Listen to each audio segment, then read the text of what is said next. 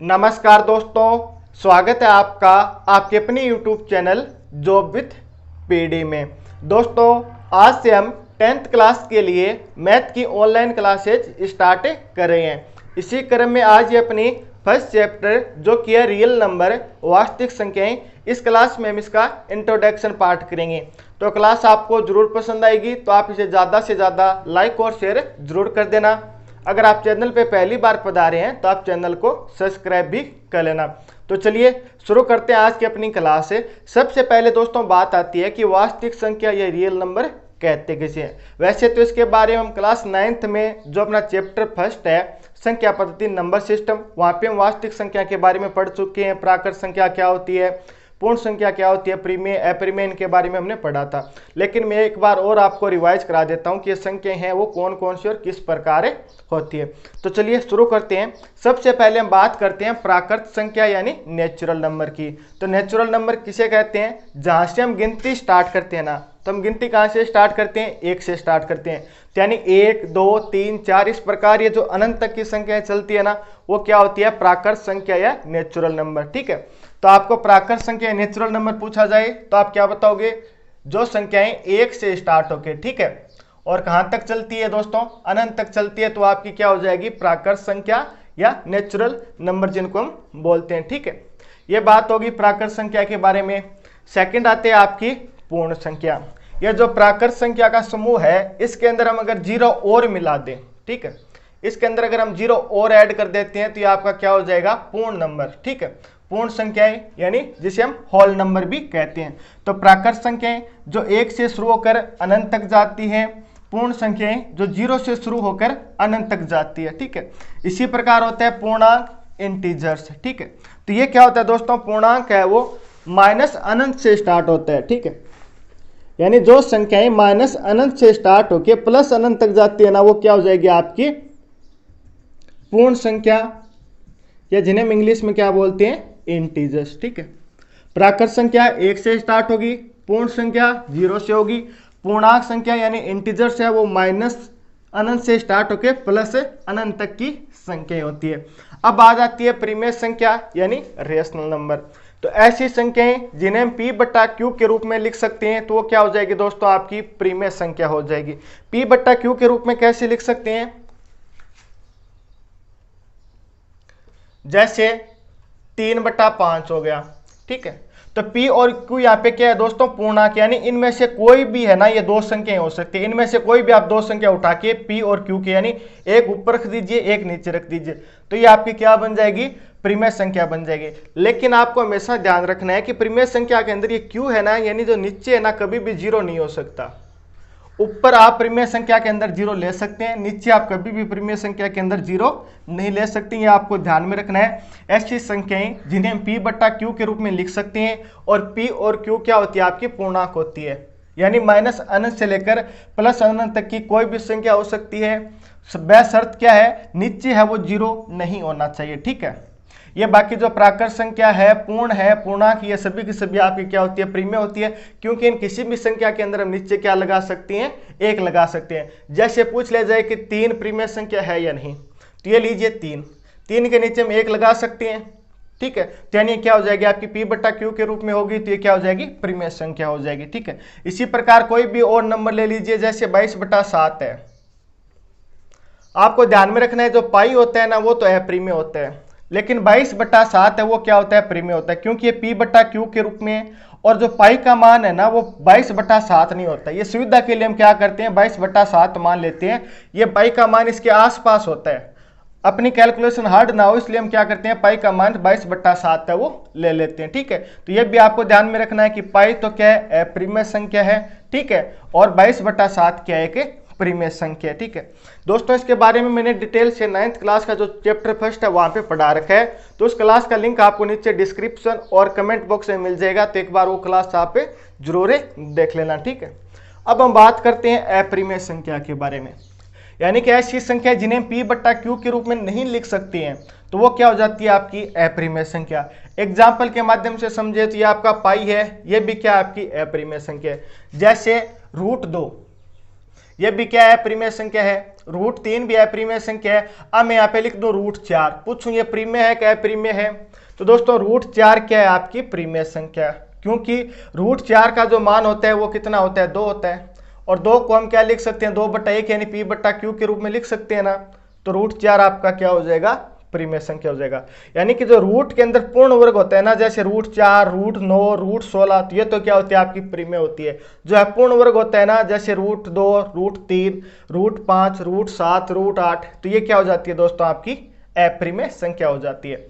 अब बात आती है कि वास्तविक संख्या किसे कहते हैं? तो प्रीमेय संख्या यानी जिन्हें P/Q के रूप में लिख सकते हैं वो, प्लस अप्रीमेय संख्या यानी जिन्हें P/Q के रूप में नहीं लिख सकते। इन दोनों को अगर हम मिला देते हैं ना, तब आपकी क्या बनती है? वास्तविक संख्या या रियल नंबर। ठीक है, तो वास्तविक संख्या कौन सी हो जाएगी? प्रीमेय संख्या प्लस अप्रीमेय संख्या। अगर इन दोनों को हम मिला देते हैं तो इन्हें क्या कहते हैं? वास्तविक संख्या, रियल नंबर से कहते हैं।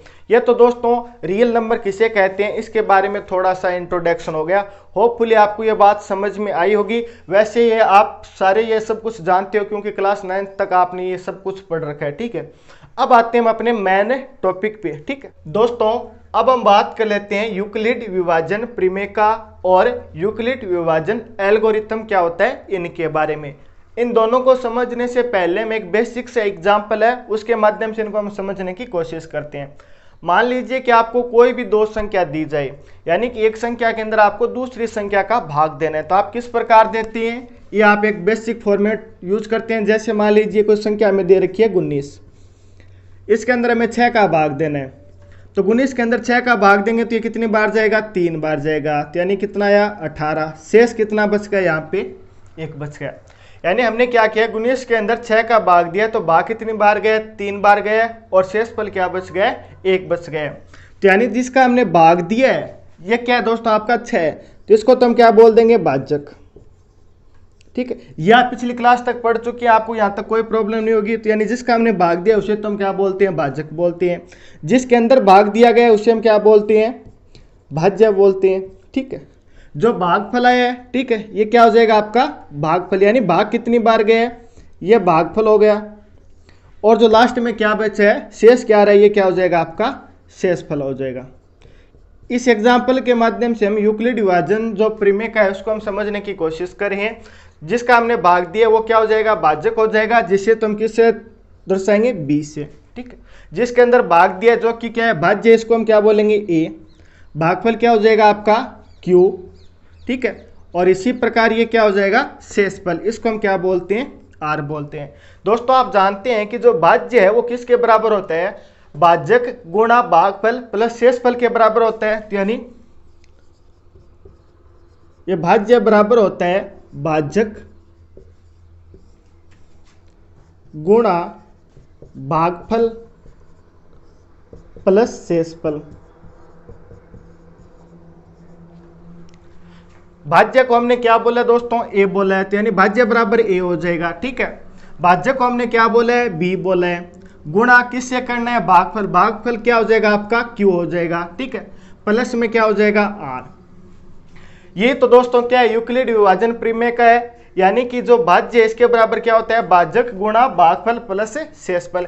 यानी भाज्य को आप किस प्रकार लिख सकते हैं? भाजक गुणा भागफल प्लस शेषफल के रूप में भी लिख सकते हैं। तब ये आपको समझ में आ जाएगी कि यूक्लिड विभाजन जो प्रमेय का है वो होती क्या है। तो आपको क्या करना है? दो धनात्मक पूर्णांक ए और बी दिए रहने पे, पूर्णांक क्या होता है? जो संख्या माइनस अनंत से लेकर, ठीक है, प्लस अनंत तक की सारी संख्या किस में आती है? पूर्णांक के अंतर आती है। धनात्मक पूर्णांक यानी जो 0 से बड़ी होनी चाहिए। ठीक है, धनात्मक पूर्णांक कौन सी होती है? 0 से बड़ी होती है वो होती है, और ऋणात्मक पूर्णांक जो 0 से छोटी होती है। ठीक है, 0 नहीं तो धनात्मक में आता है और नहीं आपका ऋणात्मक के अंदर आता है। तो यानी दो धनात्मक पूर्णांक यानी 1 2 3 4 5 इनमें से कोई भी एक दो संख्या हो जाएगी ए और बी दिए रहने पे। एक तो क्या आपका भाज्य है, बी क्या हो जाएगा? आपका भाजक हो जाएगा। दिए रहने पर एससी अद्वितीय पूर्ण संख्याएं Q और R विद्यमान हो। Q तो क्या हो जाएगा? आपका भागफल हो जाएगा, और R आपका क्या हो जाएगा? शेषफल हो जाएगा। विद्यमान हो कि A बराबर क्या होगा? आपका BQ प्लस R। आपको ध्यान ये रखना है कि जो R यानी जो शेषफल है ना, ये 0 से छोटा नहीं होगा। ठीक है, ये 0 के बराबर हो सकता है, 0 से कभी भी छोटा नहीं होगा, और जो शेषफल है ना इस भाजक से बड़ा नहीं होगा। ठीक है। अगर ये इससे बड़ा होता तो भाग एक बार और चला जाता ना, ठीक है। तो इस प्रकार ये क्या होगा, भाजक से बड़ा नहीं होगा। ये तो क्या होगी, आपकी यूक्लिड विभाजन परिमेय होगी। आगे मैं आपको और डिटेल से बताऊंगा कि आपको किस प्रकार इसका यूज करना है। आपको ध्यान क्या रखना है, ये इतनी बात ध्यान में रखनी है कि जो ए होता है, ए यानी क्या है, भाज्य, ये किसके बराबर होता है, ये होता है भाजक गुणा भागफल प्लस शेषफल के बराबर होता है। और जो शेषफल होता है या तो 0 हो सकता है या 0 से बड़ा होगा और ये भाजक से छोटा होगा। ये आपको यूक्लिड विभाजन परिमेय के अंदर आपको ध्यान में रखना है, ठीक है। अब हम बात कर लेते हैं यूक्लिड विभाजन एल्गोरिथम की, क्या कि यूक्लिड विभाजन एल्गोरिथम क्या होता है।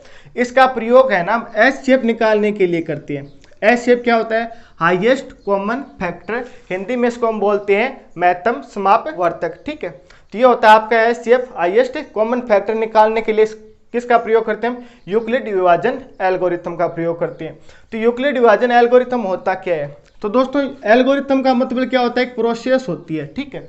और यूक्लिड विभाजन यानी कि इस परिमेय का हम उपयोग करेंगे ना एस शेप निकालने के लिए। जब हम यूक्लिड विभाजन परिमेय का उपयोग करेंगे तो ये क्या हो जाएगा, आपका यूक्लिड विभाजन एल्गोरिथम हो जाएगा। किस प्रकार कैसे आपको इसका प्रयोग करना है वो हम आगे बात करेंगे, ठीक है। तो इसका उपयोग हम कहाँ पे करेंगे, एस शेप निकालने के लिए करेंगे। अब इसको हम एग्जाम्पल के माध्यम से समझते हैं। दोस्तों हम बुक का जो फर्स्ट एग्जाम्पल है वो कर रहे हैं। एग्जाम्पल इस प्रकार है कि आपको दो संख्या दी गई है 4052 और 12576। इन दोनों का आपको क्या करना है, एस शेप निकालना है, ठीक है।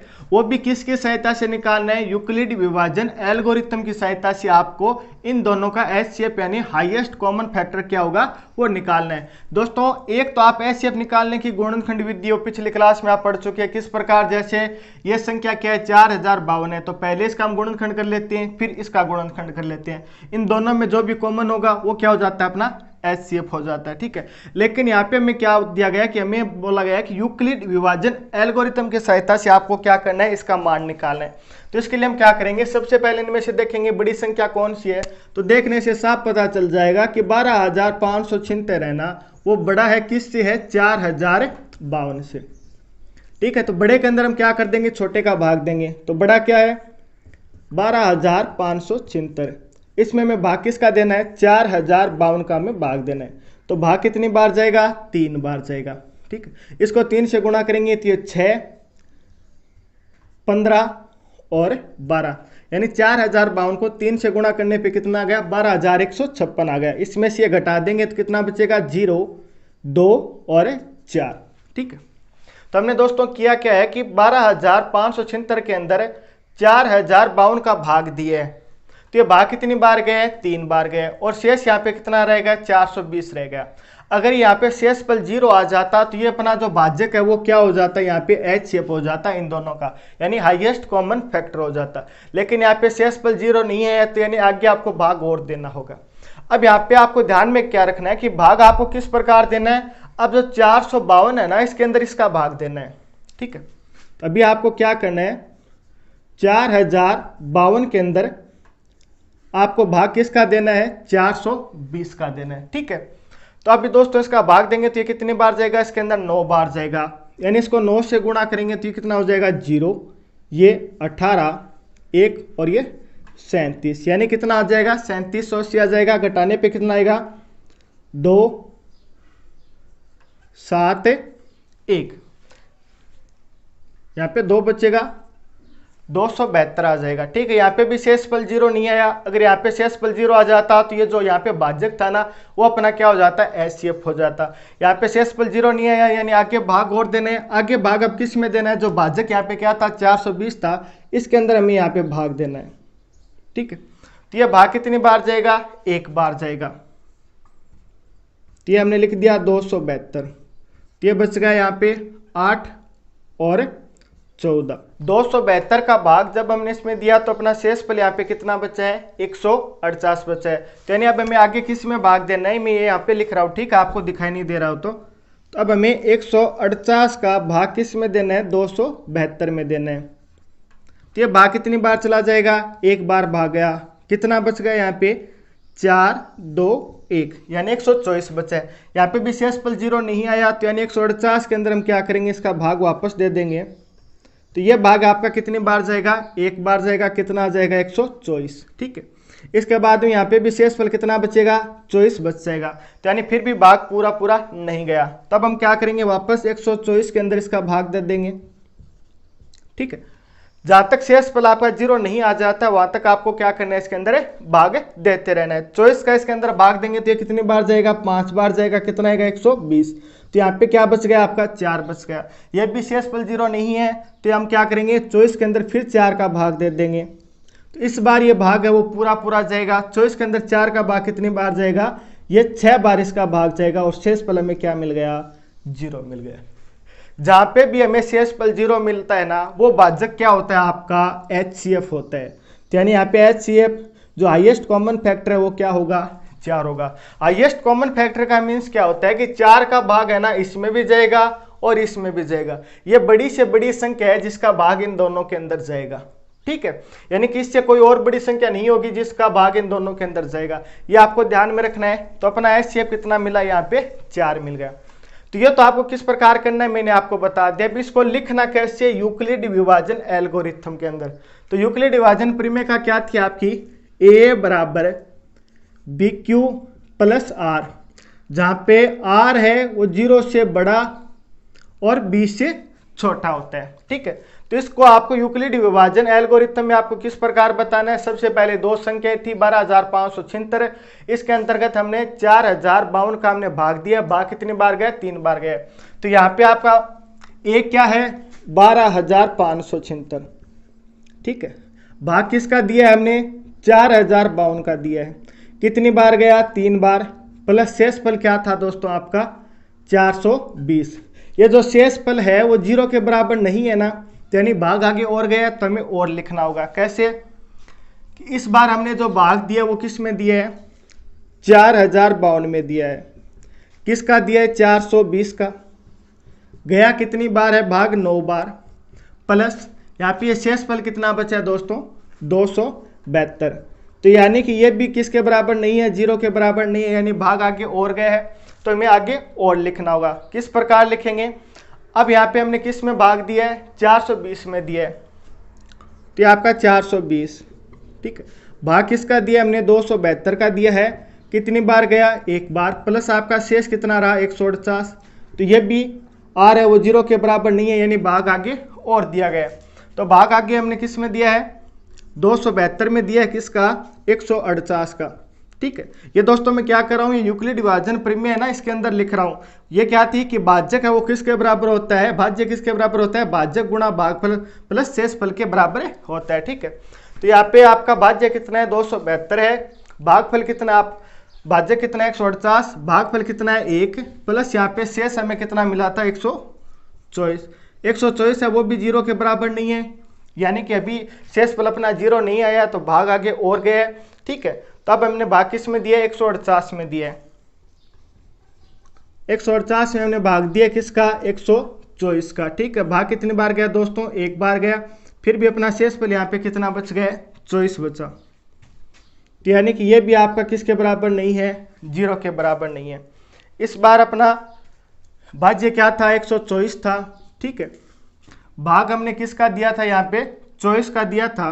कितनी बार गया था, 5 बार। शेष कितना था, 4, जो कि भी 0 के बराबर नहीं था। लेकिन जब हमने 24 के अंदर 4 का भाग दिया तो यह भाग पूरा पूरा गया। 24 में हमने जब 4 का भाग दिया तो यह भाग गया 6 बार। और शेषफल हमें यह क्या मिल गया, 0 मिल गया। तो यानी R किसके बराबर हमें मिला है, 0। शेषफल जहाँ पे भी 0 मिलता है ना तो वो भाज्यक अपना क्या हो जाता है, HCF हो जाएगा। तो यानी यहाँ पे जो HCF है वो क्या हो जाएगा आपका, 4 हो जाएगा।